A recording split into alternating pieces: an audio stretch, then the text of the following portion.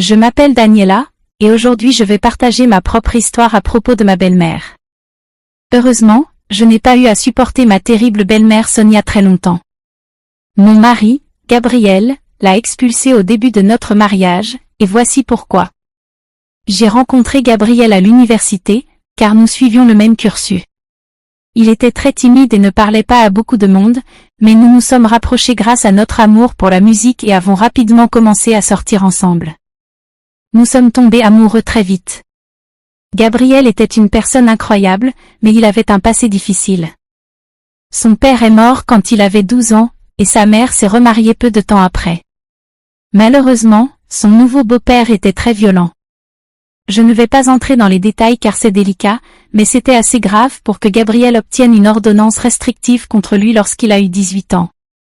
Quand Gabriel m'a raconté son histoire, je me suis demandé pourquoi sa mère ne l'avait pas protégé. J'ai demandé à Gabriel, pourquoi ta mère n'a-t-elle rien fait quand son mari te faisait du mal? Elle ne savait pas? Elle savait tout, Daniela, a répondu Gabriel. Mais elle ne voulait pas le quitter parce qu'elle l'aimait. Je l'ai supplié de m'aider, mais elle m'a juste dit de passer à autre chose. Elle m'a même crié dessus quand j'ai obtenu l'ordonnance restrictive. C'est terrible, Gabriel. Elle aurait dû te protéger. Pourquoi lui parles-tu encore? L'ai-je interrogé. Je lui parle à peine, a dit Gabriel. Je lui ai dit que je la soutiendrais si elle quittait son mari, mais jusqu'à ce que cela arrive, je garde mes distances. J'ai admiré Gabriel encore plus après avoir entendu son histoire. Il a travaillé dur pour subvenir à ses besoins pendant ses études, car il n'avait pas de fonds universitaires. C'était un excellent étudiant et il a trouvé un bon emploi peu après avoir obtenu son diplôme. Moi aussi, j'avais un bon travail, donc nous nous sommes fiancés assez tôt, mais il nous a fallu du temps pour nous marier à cause de Sonia. Après que Gabriel a obtenu son emploi, Sonia a soudainement décidé de quitter son mari, en prétendant que c'était à cause de Gabriel. Elle l'a manipulé pour qu'il s'occupe d'elle financièrement. Je prévenais Gabriel que sa mère jouait avec ses émotions. Gabriel, je n'aime pas la façon dont ta mère gère ça. Elle fait comme si tout était de ta faute. Que puis-je faire, Daniela? C'est vrai qu'elle a dû le quitter à cause de moi. Maintenant qu'elle me choisit, c'est mon devoir de prendre soin d'elle. Je comprends que tu veux prendre soin de ta mère, mais elle essaie de te manipuler émotionnellement, lui ai-je dit. Mais il était difficile de faire comprendre à Gabriel que sa mère ne le choisissait pas vraiment, elle savait juste qu'il pouvait désormais la soutenir financièrement. Il y avait un autre problème avec Sonia, elle me détestait. Elle disait des choses comme « Ce n'est pas parce que Gabriel va t'épouser que tu l'auras pour toi toute seule. Il est mon fils d'abord et ton mari ensuite. » J'ai répondu « C'est drôle que tu dises ça, Sonia. Je ne me souviens pas que tu aies jamais mis ton fils en premier. Et je ne me dérange pas qu'il prenne soin de toi. Nous faisons tous les deux partie de sa famille. Ne fais pas la maline, Daniela. Je peux te sortir de la vie de Gabriel si je le veux. Je sais que tu gagnes moins d'argent que lui, alors bien sûr que tu te maries avec mon fils par intérêt, a-t-elle dit. Je vais le lui prouver et je le ferai te quitter. Ensuite, j'aurai toute son attention et son argent, et toi, tu n'auras rien, a menacé Sonia. Je savais qu'elle ne serait pas une bonne belle-mère. Elle n'était même pas une bonne mère. Mais sa façon de penser, déformée, m'a vraiment choquée. Il était évident qu'elle ne voulait pas que Gabriel dépense de l'argent pour quelqu'un d'autre qu'elle. Gabriel lui donnait déjà beaucoup, alors je ne comprenais pas pourquoi elle en voulait plus. Cela deviendrait important plus tard. 1 an plus tard, Gabriel et moi nous sommes enfin mariés. J'étais tellement heureuse d'épouser l'homme de mes rêves. Nous étions prêts à emménager dans la maison que j'avais héritée de mes parents, mais ma joie n'a duré qu'une semaine. Une semaine après notre emménagement, Sonia est arrivée avec toutes ses affaires. Elle est entrée comme si elle était la propriétaire des lieux et a commencé à choisir une chambre. Je l'ai observée et j'ai demandé, « Que fais-tu, Sonia? Pourquoi as-tu apporté toutes tes affaires? Tu es stupide ou quoi, Daniela? C'est la maison de mon fils maintenant, donc je vais rester ici aussi, a-t-elle répondu. De quoi parles-tu? Tu ne peux pas simplement entrer et exiger de vivre ici. Écoute-moi bien, espèce de, répliqua-t-elle. C'est la maison de mon fils, et je sais qu'il paie la majorité des factures, donc j'ai tout à fait le droit de vivre ici aussi. Je t'avais prévenu que je pouvais te chasser de la vie de mon fils si je le voulais. Ce n'est que le début, Daniela. Si tu penses pouvoir me virer, j'aimerais bien te voir essayer. J'étais choquée par l'audace de Sonia. Je n'arrivais pas à croire la confiance qu'elle avait. J'ai décidé d'en parler à Gabriel, car je ne comptais pas tolérer les exigences absurdes de Sonia. À ma grande surprise, Gabriel savait déjà qu'elle s'installait. Il m'a supplié de la laisser rester jusqu'à ce qu'il trouve une solution. Il ne voulait pas voir sa mère à la rue et m'a rappelé son devoir envers elle. J'étais très en colère, mais je lui ai donné du temps pour arranger les choses. Rien ne pouvait me préparer à ce qui allait suivre. Une semaine seulement après que Sonia ait emménagé, je l'ai vue inviter quelqu'un à la maison. D'après la conversation, j'ai compris que cette femme était une décoratrice d'intérieur.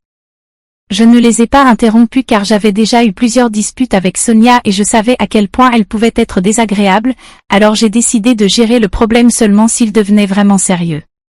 Le lendemain, j'ai reçu un appel d'un numéro inconnu. J'ai répondu sans trop y penser, et j'ai été surprise de découvrir que c'était la décoratrice d'intérieur qui était venue chez moi. Elle m'a demandé de la rencontrer dans un café car elle avait quelque chose d'important à me dire. Alarmée, j'ai immédiatement fixé un rendez-vous. Je n'avais aucune idée à quel point ma vie allait changer. Quand j'ai rencontré la décoratrice, elle a dit « Bonjour, je suis Sylvia. Vous m'avez probablement déjà vue. » « Bonjour, Sylvia. » « Oui, je vous ai déjà vu.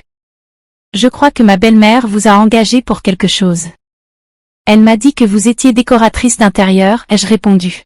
« Oui, c'est bien ça, » a confirmé Sylvia. « Mais certaines des choses que votre belle-mère a demandées ne me semblent pas correctes, alors j'ai pensé que vous devriez être au courant. » « Ah, quel est le problème, Sylvia ?» ai-je demandé, un peu inquiète. En fait, je ne savais même pas pourquoi Sonia vous avait fait venir. Cette maison m'appartient, et elle ne fait que rester ici temporairement.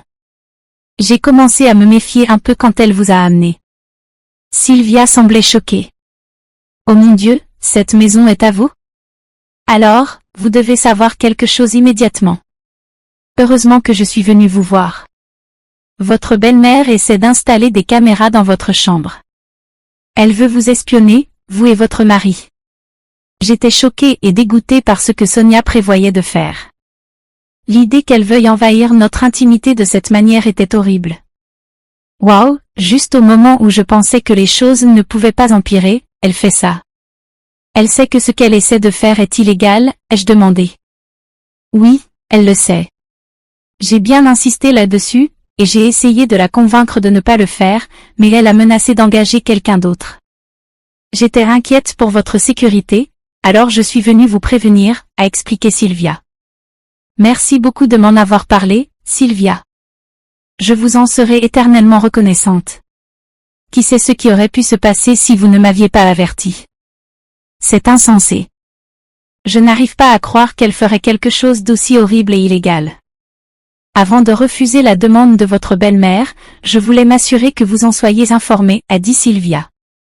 Vous m'avez rendu un immense service, Sylvia, ai-je répondu. Et vous savez quoi? Je vais vous engager. Je me suis rendu compte que nous avons vraiment besoin de quelques caméras dans la maison, et j'espère que vous pourrez m'aider à les installer. De plus, j'aimerais rénover mon bureau aussi. Sylvia était ravie de l'idée, alors nous avons élaboré un plan. J'avais déjà commencé à soupçonner que quelque chose n'allait pas avec ma belle-mère. Dès qu'elle s'était installée, Gabriel et moi étions souvent absents pendant de longues périodes, et j'ai remarqué que quelqu'un d'autre, en plus de Sonia, était dans la maison. J'ai même trouvé des vêtements étranges dans le sèche-linge qui ne nous appartenaient pas. C'est pour cela que j'ai décidé d'installer des caméras dans la maison, surtout près de la chambre de Sonia.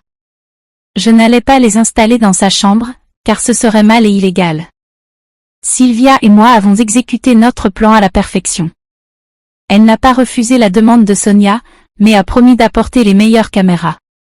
Pendant ce temps, Sylvia a discrètement installé des caméras dans notre maison pendant que Sonia faisait des courses. Sylvia est une professionnelle et a bien caché les caméras. Ensuite, j'ai informé Gabriel des caméras. Gabriel, je dois te dire quelque chose. J'ai installé des caméras dans la maison, lui ai-je dit. Quoi? Pourquoi? Il se passe quelque chose?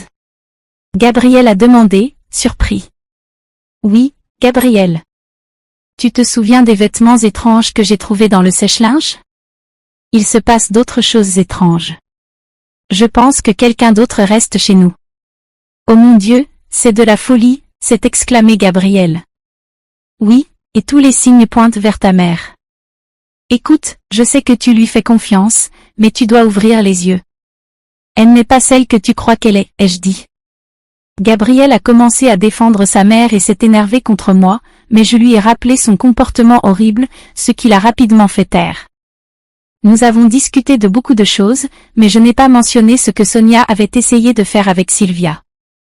Je voulais que Gabriel réalise par lui-même que quelque chose de suspect se passait. Quand il a été d'accord avec moi sur les caméras, j'ai vu mon plan se concrétiser. J'ai également insisté pour que Gabriel comprenne que nous ne devions pas encore parler des caméras à Sonia. Il a accepté et a promis de ne rien dire. Le lendemain, Gabriel et moi sommes allés travailler comme d'habitude. Nous avions tous les deux un accès direct aux caméras de la maison, mais nous étions occupés toute la journée et n'avions pas eu le temps de vérifier les enregistrements. Cependant, en rentrant chez nous, nous nous sommes assis ensemble pour regarder ce qui s'était passé pendant la journée. Tu ne vas pas croire ce que nous avons découvert. Sonia recevait le beau-père abusif de Gabriel en notre absence. Cet homme horrible utilisait nos ressources et restait avec Sonia, même s'il avait une ordonnance restrictive contre lui. Gabriel était horrifié par ce que sa mère avait fait. Il était furieux et prêt à prendre des mesures drastiques. Je n'avais jamais vu Gabriel aussi en colère auparavant. Avant que je puisse lui demander quoi faire, il a crié à Sonia de venir dans notre chambre. Quand elle nous a vus en train de regarder les images des caméras de sécurité, elle est devenue livide. « Gabriel, que se passe-t-il? Pourquoi m'as-tu appelé? Demanda Sonia, clairement nerveuse. « Maman, pourquoi as-tu amené cet abuseur chez nous? Qui t'a donné la permission? Exigea Gabriel. De quoi parles-tu, Gabriel? Tu dois te tromper. Je ne parle plus à ton beau-père, tu te souviens? Tu m'as fait choisir, et j'ai choisi toi, répondit Sonia, essayant de se dérober. Oui, tu m'as choisi, et je t'ai soutenu financièrement et même convaincu Daniela de te laisser rester ici. Et c'est ainsi que tu me remercies? Qui as-tu vraiment choisi, maman? Pressa Gabriel. La défense de Sonia s'effondra lorsque Gabriel montra les images d'elle en train d'amener le beau-père dans la maison. Elle pâlit et commença à transpirer, réalisant qu'elle était prise au piège. « Comment oses-tu envahir ma vie privée et me filmer? Tu ne peux pas me faire ça, cria Sonia, essayant de reprendre le contrôle. Ah, vraiment? Mettre une caméra dans ma chambre pour m'espionner est-il acceptable? Rétorquai-je. Si tu peux le faire, pourquoi ne puis-je pas mettre des caméras dans ma propre maison? De quoi parles-tu, Daniela? Demanda Gabriel, choqué. Ta mère a essayé de mettre des caméras dans notre chambre, expliquai-je. Elle a même engagé une décoratrice d'intérieur pour cela, mais la décoratrice a été honnête et m'a tout dit. Gabriel fut furieux. Il ressentit profondément la trahison et confronta Sonia. Elle essaya de justifier ses actions, prétendant qu'elle essayait de protéger Gabriel de moi, mais il était clair qu'elle mentait. Comment oses-tu accuser Daniela ainsi? Explosa Gabriel. C'est toi qui m'as trahi, utilisé mon argent et soutenu l'homme qui m'a abusé. Ça suffit de mensonges, maman. Sors de ma maison. Je ne veux plus jamais te revoir. Sonia supplia et pleura, s'accrochant aux jambes de Gabriel, mais il était résolu. Il fit ses valises et les jeta dehors, lui disant de partir. Quand elle refusa, Gabriel menaça d'appeler la police, et elle finit par partir. Cette nuit-là, je consolai Gabriel alors qu'il faisait face au traumatisme de la trahison de sa mère. Le lendemain, nous dénonçâmes le beau-père à la police pour violation de l'ordonnance de restriction et changeâmes toutes les serrures de notre maison. Sonia continua à appeler, demandant pardon, mais nous l'avons bloquée. Elle se retrouva sans argent et sans endroit où aller. Après l'arrestation de son mari, elle essaya de venir chez nous plusieurs fois, mais nous menacions toujours d'appeler la police. Finalement, Sonia quitta la ville, et nous n'avons plus eu de nouvelles d'elle depuis. Gabriel retourna en thérapie pour faire face à son traumatisme, et nous avons également fait une thérapie de couple pour améliorer notre communication et traiter les problèmes que Sonia avait causés dans notre mariage. Maintenant, nous allons beaucoup mieux et vivons une bonne vie, tandis que Sonia est ailleurs, espérons-le en train d'apprendre la leçon.